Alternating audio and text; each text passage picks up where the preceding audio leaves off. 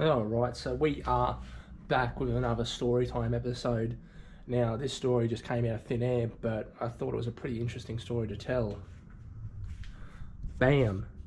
So, anyone that's familiar knows that these are like woodwork pencils or construction pencils, and there's thousands in that bag. Well, I'm not going to say thousands, I'm probably going to say hundreds.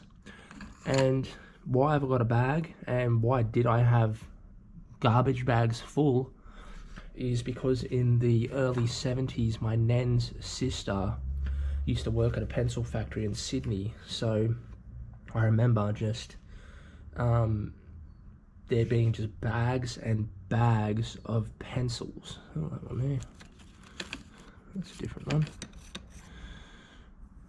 Columbia copper plate 700. So yeah, there used to be bags and bags of just pencils, and I mean garbage bags full. Not only these pencils, but colored pencils and pencils like this little Columbia one. And yeah, I don't know, I think maybe in the early 70s, if there was a defect or something just went wrong with the pencil or it wasn't the right color, it was free to take home, and I guess they stuffed up a lot.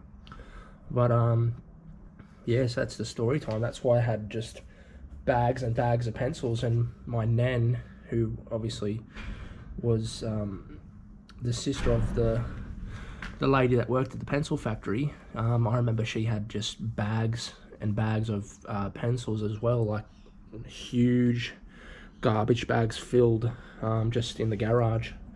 So yeah, that's story time. And you go to like a Bunnings or a hardware shop, and these pencils here, I mean, even if it's 50 cents a pencil, it's still 50 cents out of your pocket. They work well, they're fine, and that's pretty much a lifetime supply.